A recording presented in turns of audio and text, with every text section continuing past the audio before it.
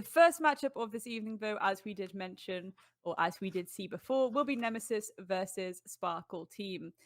Again, to be fair, both these rosters are very, very nice. I really, really was excited to see what Nemesis were gonna do. You had this like mostly, I think it still is mostly German, a little German Def Stacky situation. And then with Sparkle Team, you've got kind of like a French Def Stacky situation, so it's kind of like Germany versus France, which is kind of exciting. Yeah, I mean, just looking at the teams, obviously, Nemesis hasn't had quite a strong start to the season, Mm, losing to Six Nation, Frenemy, and Gypsies. But they have something in common with Sparkle in that Sparkle has also lost to Frenemy, but Sparkle team beat Delta Project right back in week one. So that yes. shows that they've got quite a bit to build off of. They've got a lot of Mm. potential there. They lost to Frenemy last week, but at this point, Frenemy are just so strong. You kind of have to just accept that one and move on to this one, and they're going to come out strong with a point to prove. Yeah, I think that's a perfectly fair take. And I think at the same time, again, we are at that mid season. This is when these more alternative map picks are going to come out. At the start of the season, perhaps it was a little bit more of an even playing field of some of those games because, again, places like Oregon and Clubhouse, we saw a lot of that. We saw constant Oregon and Clubhouse. And again, when teams go to those maps, it's very even Stevens, very balanced. Everyone knows how to attack, everyone knows how to defend. It's very by the book. And I think, as we did see last week, this is going to be the moment where we start to see some of those other maps come out, which might catch people a little bit off guard. We saw Villa last week as a really good example, and that got particularly very spicy. And I think we are going to see that again this evening. And again, I'm not sure if we actually have the map bans ready yet, but once we do, we'll get that. They are ready. So let's actually just check out these map bans, to be honest, Dino, and see where we're going to go for map number 1, Nemesis versus Sparkle Team.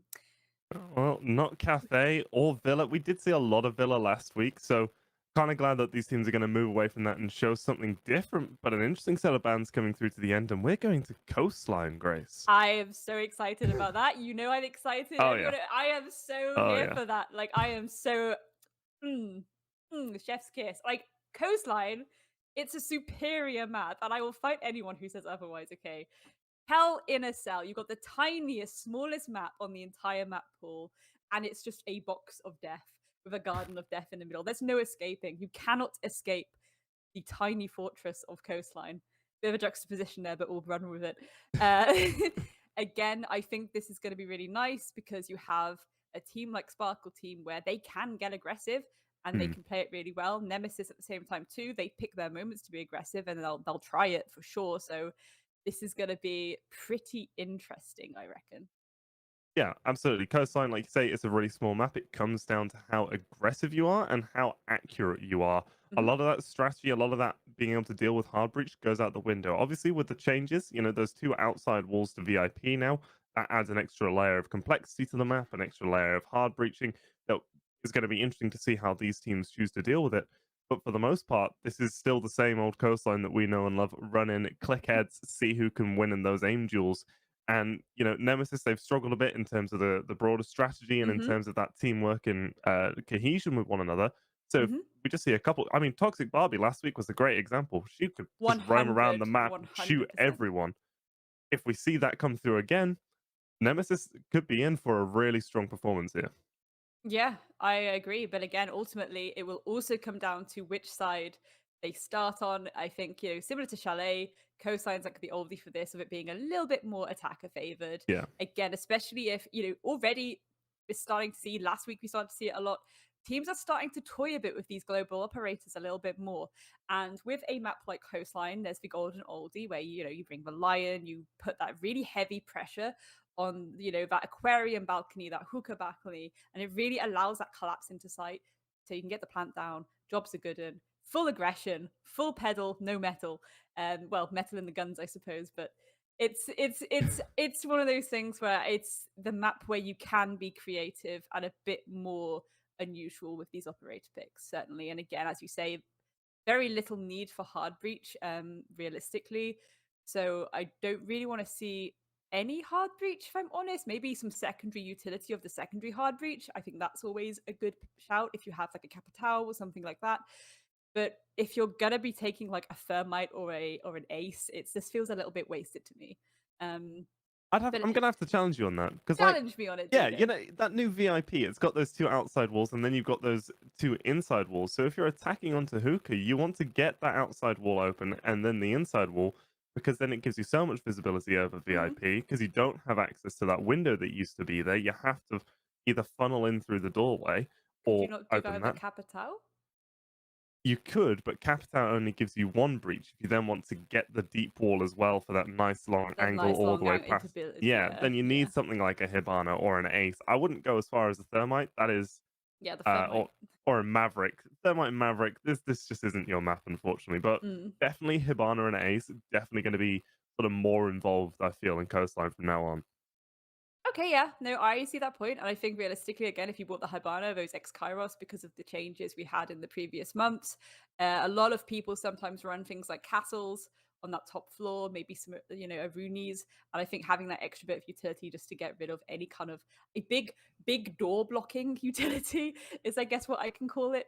I Yeah, don't know what I don't think there's a technical term for big door blocking utility, so I'm just going to roll with that. But again, things like that, if you have the X Kairos, that's really useful. Like, yeah, okay. I agree. I see your point. I see your point. Again, Ace as well, it's safer. Habanas, it's safer. There's still verticality there. yeah. C4s galore. We've seen so many beautiful C4 kills this season already. We're probably gonna see more. So that's what jobs are good. And I think we are indeed going to be getting into the match now. I think both teams are finally ready. So I mean, I really feel this is going to be a great one. I'm really hoping this is going to be fast and furious from both sides. Yeah, I mean, that's just what you want to see out of a game of Coastline. Just aggressiveness through and through from both teams. But Grace, before we can get to the action itself, we're going to need to see the operator bans. Now, we've spoken how this isn't really a hard breach of maps. That throws out quite a lot of the typical bans. So who do you think is going to be coming up?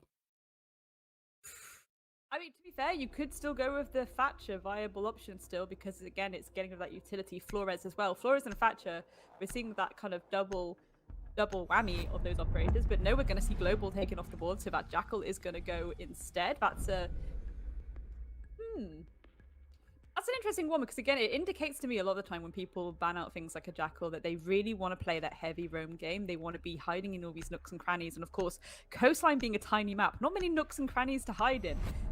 There's that Thatcher Bandino. Again, even though yes, you don't really need to take hard breach, you still need to clear a lot of that utility, and Thatcher would just make that life so easy. So that again, it's still a sensible one. Ban wise, again, not really expecting any kites and mutes and things like this time, but maybe a classic Valk. That's what we like to see, getting that intel off the board. This last one, I mean, you reckon it's gonna be like a Maestro, a Miradino? A mirror would be a solid shout because you can just change up the site so much, but I don't think we're actually going to see that come through. Never mind, just ignore me. Just ignore me. Yeah, of course it was going to be a mirror. What else is it going to be? I jinxed it. There we are. I mean, to be fair, if you think about those changes, there can be some really potentially disgusting spots to put a mirror now that could just make a very solid extended hold, a very solid Hmm. extended hold. And yeah, we're already seeing the Aruni come out. No surprises there. Again, as I say, lots of double doors on, especially that top floor. So yeah, big utility dump time for the attackers. Think this lineup's perfect. There's the Habana that we were talking about as well, Dino. So yeah, they are choosing to take the Habana as well. The Ayana, of course, it makes sense. The Ash and the Zofia as well. That's probably more of a comfort pick at this point, to be honest. I Because mean, I'm seeing 5 really strong guns on the attack with uh-huh. lots of soft destruction, lots of nades, lots of range soft destruction, and yeah, I'm prepared for this map to start looking like paper mache as just everything gets opened up and Nemesis starts scrambling for somewhere to sit.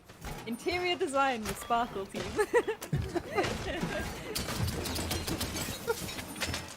Bring your Rooney gates, cover those doors, we'll make our own. I'm here for it. I'm here for it. Again, it's very standard setup with never cool vibes. We're seeing the kind of rotate between hookah and billiards. That classic barricade in the middle as well. That little reinforced barricade. Wondering if there's going to be a little rotation there to Aquarium as well to the right of that barricade. Probably. Again, this setup's pretty standard. It's pretty by the book, and I think You know I'm like for stuff like that. I think classics are classics for a reason. Yeah. Yeah, I mean, they've not opened up a little rotate or even some feet holes. Typically, that's what you do. You'd open up little feet holes along the bottom. So if you're inside of Aqua, you have to be on just one particular side. And otherwise, you're just going to get shot at in the ankle. So not having that done may be a little bit of an oversight, but not as much of an oversight as this is, as one of the exterior walls to VIP is left soft. You can just shoot this open, and we've already seen how much soft destruction there is. Leaving this open makes it so easy for the attacker to get on in. We're going to see a little bit of the old repel action there, just holding it a little bit aggressively. No one's making the immediate push yet. Curious to see if they are aware of the positioning of Sashi in this VIP area. I think they might be, but she could get very aggressive now. Oh, C4. They're definitely going to know she's in there now. This is the point where we're going to see Luna maybe get a bit aggressive. She's ultimately trapped in that corner. Really good teamwork there, the utility. Maya taking Sashi down.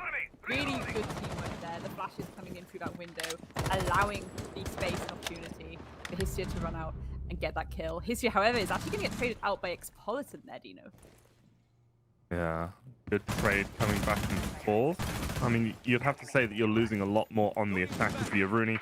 The Melusi had already used her Nitro Cell to no effect, but it had already been thrown out, and she's already placed down her Banshees, so it's a little less utility loss than losing an Ash. She still had all of her charges left in pocket, as we are going to see Legion all the way over by the top of White Stairs start to get pressured a little bit. Ricebell Chen going to have to try and deal with this, trying to take the angle, but it's going to be Toxic Barbie to get the fight and the kill onto Candy. Ricebell Chen is down to just a very small amount of health. Yeah, and that's a really big thing for a Rook to suddenly have not a lot of health, but again, a very aggressive angle to be holding. As soon as they open it up, you're just going to challenge it like that. It's very bolshy moves, and I appreciate that. Brightelia really patient here on the top of White, but again, very common spot. So Maya is going to take her down, getting the little pre-fire off, making it work to her advantage. Yeah, good kill coming through, and that's going to be the Rook getting downed as well by Luna. So now it's a 2 versus 3. We still have Toxic Barbie and Expolitan up, but there goes Toxic Barbie as Shanice just swings around the hallway, and now it is just the Aruni. She's going to get the kill onto one, but isn't aware that Luna's right there next to her, and that is going to be the attackers taking round number 1, Grace. Yeah, indeed. And, you know, to be honest, I will say it didn't look like it at first, so they were struggling a little bit to begin with. Yes, that first opening kill, really, really beautiful, really well coordinated, but got a little bit rocky there towards the middle of the round. Ultimately, swinging it back in their favor, though. Sparkle team taking round number 1. Plan wasn't down, however, but again, it's those aggressive angles that you're going to see constantly throughout this map, ladies and gentlemen. Constant aggressive angles. Interior design with Sparkle team. It's coastline. The only site where we're going to see a plant is Blue Bar. No one plays Penthouse it's anymore. Only ever Blue Sun. Yeah, everything else is just a frag fest. I mean, you might occasionally see a plant go down on Kitchen if the defenders are playing for a retake, but for the most part, be prepared to see a lot of kills go up in that kill feed. And as you were saying, Sparkle team, they had a bit of push back against them from Nemesis, and it looked for a second like they might be struggling. Yeah, absolutely. Which again, considering that, you know, it is relatively attacker-sided, and I think that Sparkle team certainly had a lot of aggression there. I think Nemesis were playing it just as aggressive, and I think that's kind of taken them a little bit by surprise. So I'm going to be really curious to see if there's any adaptations we're going to see in the next round, especially when they are going through like aggressive line of sight and aggressive redecorations. 5 seconds to go. Certainly so. And again, you'll see the castle come through, as I said. Castle and Aruni both help them defend the site. It's a little bit turtley at times that people do things like this, but they seem to have extended it relatively well. And again, that's a lot of utility that the attackers need to get through in order to get through the site now. It's actually, however, taking a lot of damage, Dino. Maya almost got that kill there, but it doesn't matter. It's going to follow up and get the one onto Ricebell Chen. Sashi already on low HP is going to rotate around, but it's going to be Pandy to get the kill onto Toxic Barbie.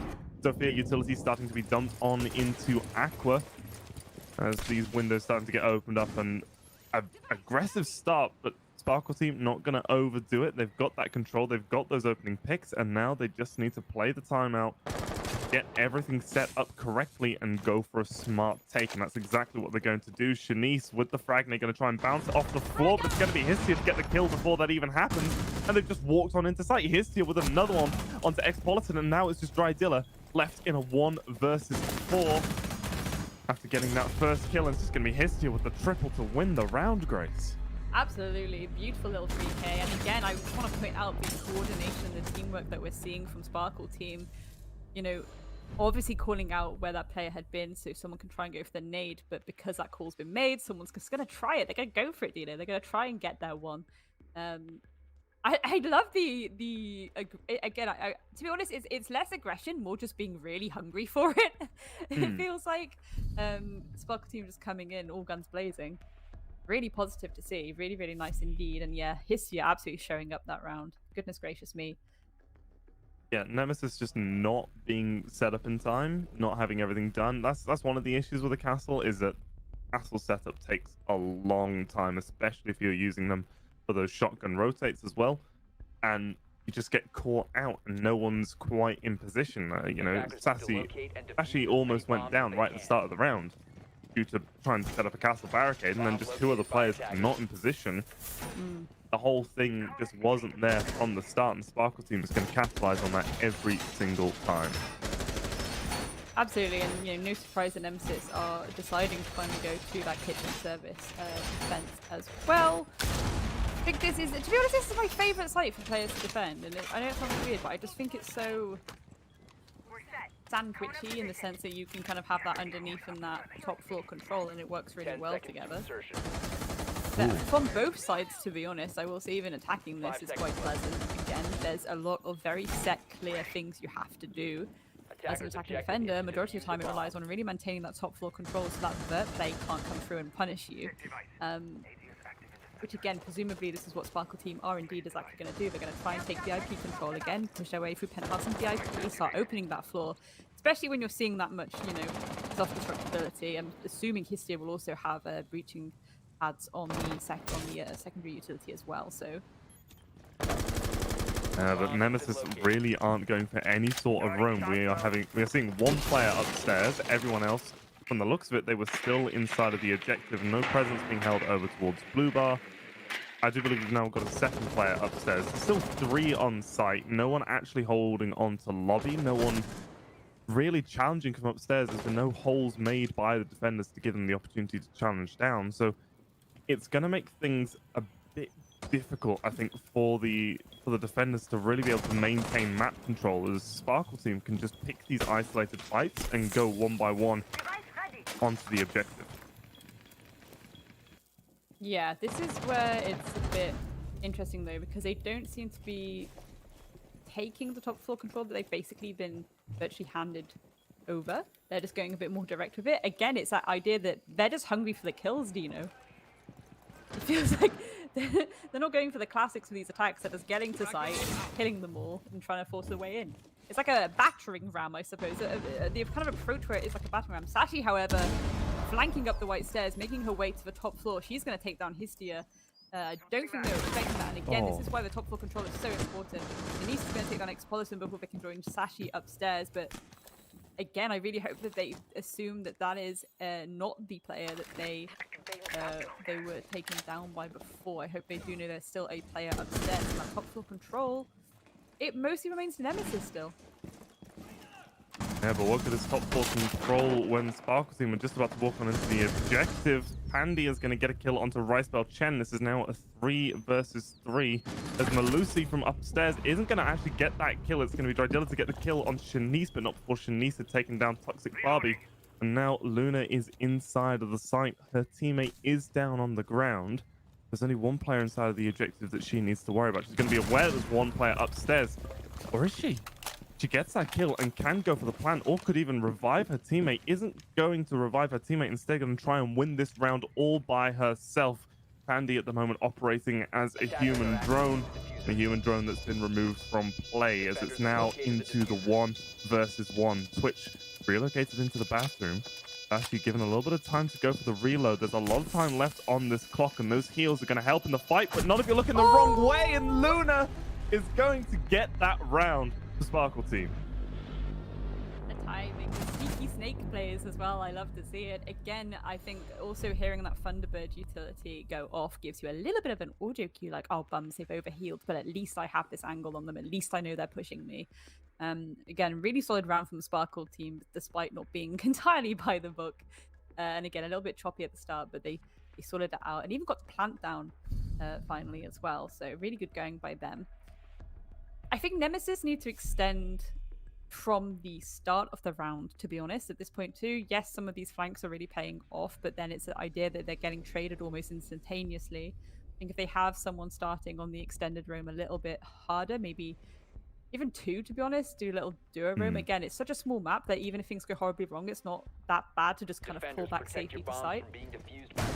You don't have to, like, it's not like, you know, it's not like Oregon or even Killer, of course, but it's not like you have to go on a, you know, Lord of the Rings quest to get back to site. You can just usually hop over a wall or run out of one door and you're pretty much there. So, yeah, I want to see a bit more of a ring presence from Nemesis, to be honest. But again, maybe they're just trying to play it a little bit safer, a little bit more, you know, turtly, but it's coastline, Dino.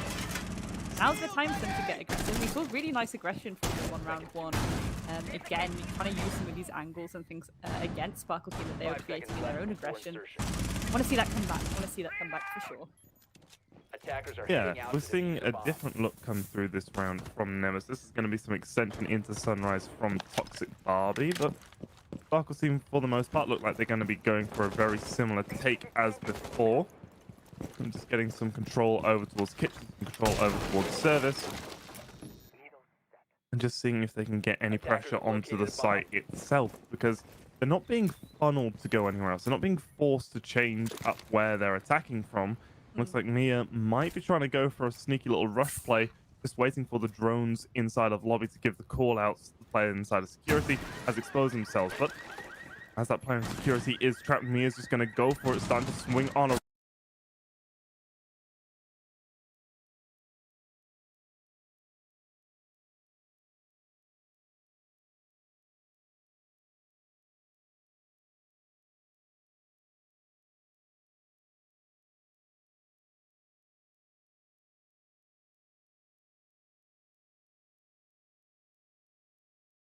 double kill, and now it's just the roaming. Melusi trying to win this one out, is able to get the first kill, but Pandy there with the triple in the round gives Sparkle Team a perfect 4-0 to start us off here, Grace. And that's what you want, really. And again, ideally you want to be getting as many rounds in on that first half as possible. As many as possible. Potentially, if they get to, obviously, 6-0, that's going to really put the pressure on Nemesis, to be honest. And again, when you consider the way that their defense has been at times, I'm kind of thinking, okay, do they have that very solid idea of the best and old and tried and tested methods to approach certain sites? Or are they going to go a bit more direct and kind of confused about it? It's going to be quite interesting to see. We're seeing Toxic Barbie switch onto the Jaeger, and that could be a little bit of an indication. We're about to see an aggressive roam game come through from Sashi and Toxic Barbie. Again, as you said, Toxic Barbie absolutely showing up last week, gunning out for her team. So perhaps it's this idea of, oh, we are 4 rounds down. Let's get very aggro with it. Let's just go full set and see what happens. But is it going to be too little too late? Like you say, they are 4 rounds down. It's been a perfect 4-0 so far for Sparkle Team. If you're only going for the switch up at this point, you're not really giving yourself the best opportunity to try it out. And, you know, this confidence for Sparkle Team is going to be through the roof right now. They're just going to take every single fight. And as a roamer, when you're being constantly pressured from every angle, it's really difficult to hold on to. And hopefully we're going to see the change. Hopefully Toxic Barbie is going to be able to go on a bit of a roam and really impact this round. But it's going to be difficult to see, it's difficult to imagine Sparkle Team giving up any of the control that they've had so far. Absolutely. Again, it's just, I love the aggression. I really do. look at this. It's already just going straight for, I'm just going to sledgehammer the doorway and hold this aggressive angle and see what you do with it. And this is the interesting thing, you know, because there's some C4s on the side of Nemesis, and they need to come flying out at some point. They need to be used. Again, could be because they're saving them for that billiards plant. But that feels a little bit like waiting for the end game, I suppose. Well, here's the start of potentially the end, as Histia is going to get the kill onto Expolitan to start us off. And Histia's had a great day so far. So that's just going to follow up and get the kill onto Shanice, but Luna right there with a trade, taking down Ricebell Chen. And we are still going to have Sashi roaming around downstairs, able to cause more havoc, but just narrowly dodging death as Histia, not able to hit the shot as she runs past the doorway. Toxic Barbie getting a kill onto Pandy to keep us in a 3 versus 3. As Nemesis is not getting themselves out of this round just yet. Absolutely a 3v3, but again, it's getting a little bit risky biscuits for me, Dino, because look at all this control they have right now, and Histia is going to take on Sashi as well, so there's not even that flank coming through from Luggage. That plant is going to go down. Can a C4 come through? No, it can't, because there's no one with a C4 left. It's all left down to Vidalia and Toxic Barbie here on the Jaeger and Legion respectively. Vidalia is going to take down Luna, though, for her efforts. Can Toxic Barbie get one of her own? Gonna have to see. Histia has managed to go for a relocation and is jumping outside onto the balcony. And looks like we are going to see Luna as well. Oh, sorry. Mia go up onto the rappel and get the kill onto Drydalia. It's now just Toxic Barbie left alone 1 versus 2. And this is one of the worst retakes to have to try and go for. The safe angles that can be held by the attackers just get completely cut off. And the Zofia with the double kill to win the round.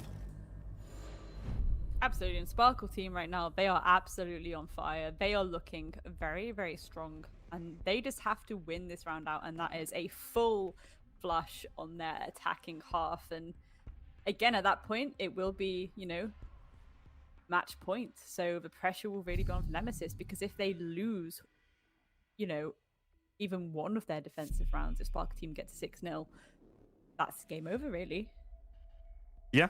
This could be a rather quick game. Could be a 7-0 with the way that we have seen Sparkle team playing. I wouldn't be too surprised if their defenses are as aggressive as their attacks.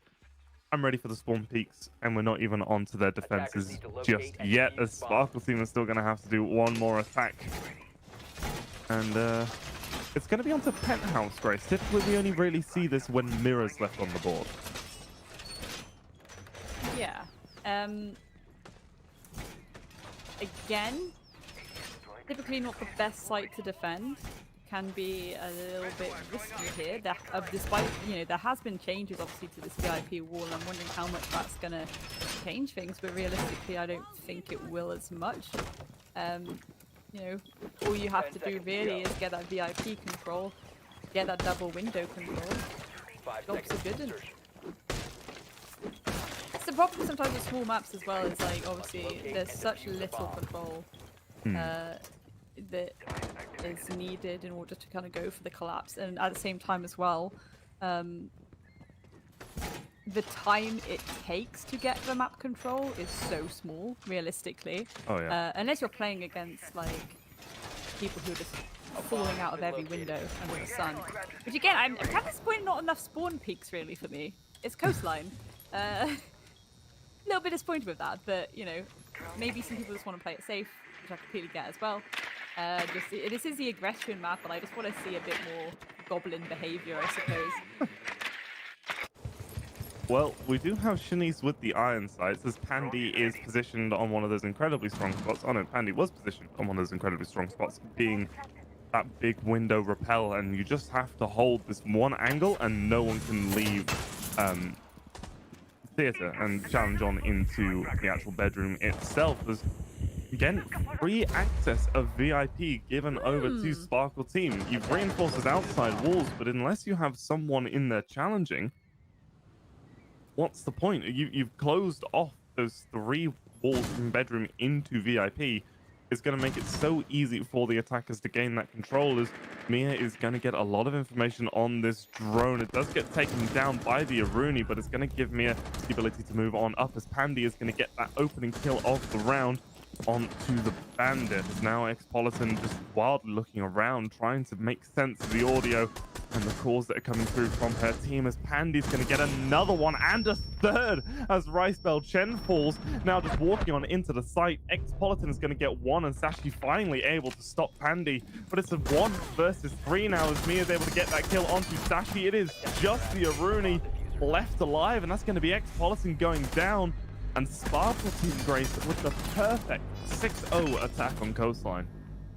And again, it's I feel sad a little bit for Nemesis, because it's this idea that you don't even have to reinforce that VIP if you're not holding it realistically. Again, that was a bit of a oversight, I will say. And I think they're going to go back and maybe kick themselves a bit when they watch Favon and be like, oh, we basically gave that away for free, and they just were able to take all this control and just collapse so ferociously. Although, speaking of ferocious, Dino, I'm wondering if that Amaru is going to stick. No, there we go. Okay, it's a 6 pick. It's a 6 pick. Fine. Nobody wants to have fun today. I see how it is. Lack of commitment. That's what that is. Lack of commitment. But I do think it's more sensible to swap on the first sledge at least. But I thought that, I was like, fair enough. You're 6-0 down and you're going for the Amaru rather. Very funny.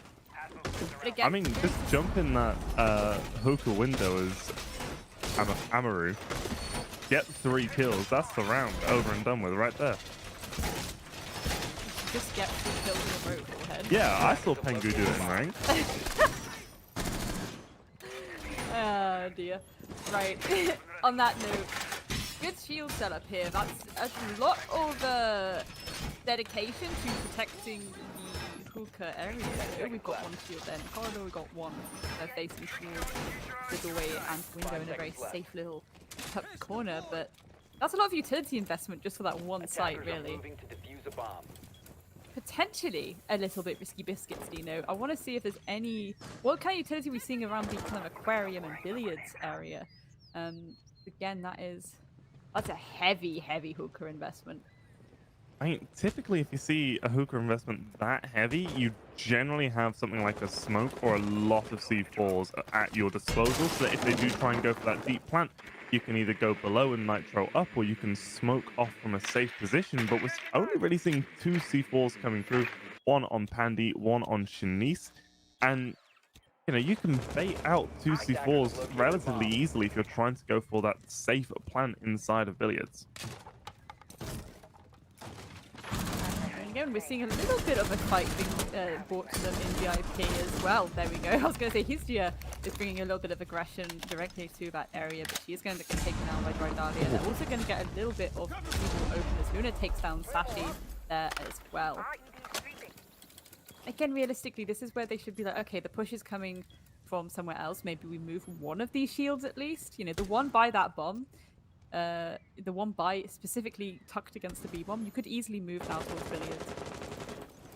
I'm reloading. Mia though holding this angle, hitting the headshot onto Expolitan. The turnaround, the follow up onto Rice Bell Chen, and that is now Nemesis down a 2-man hole. As this is a 2 versus 4. Just Drydalia and Toxic Barbie left alone, and make that just Drydalia as Luna's going to get that kill onto Toxic Barbie. Shanice rotating up the white stairs, hits the shot from behind, and Sparkle Team Grace with the flawless, picture perfect 7-0 to start us off this evening. I mean, that is certainly a start to the evening, isn't it, Dino? A 7-0. That is dominant. That is very dominant. And, you know, yes, you were attacking mostly on an attacker-sided map, but wow, that was very powerful coming through from Sparkle Team. Again, feel a little bit bad for Nemesis. Not sure whether it's just not their map or whether they're just like, we're not entirely sure fully of what we want to be doing on some of these sites.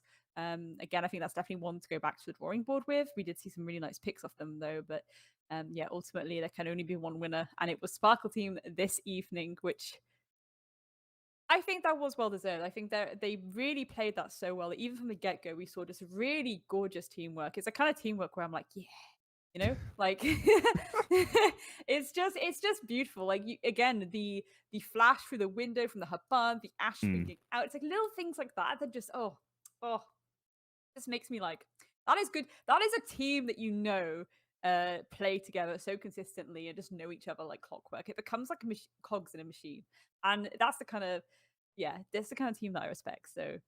Really, really well played by Sparkle team. We are not going to actually have an interview with them, which I'm a little bit sad about because I really think that would be quite a nice interview right now. I think they'd be certainly full of spirits after a 7-0 victory, but yeah, they are not able to do an interview this evening. So I suppose if you want to congratulate them, you'll have to take to twitter.com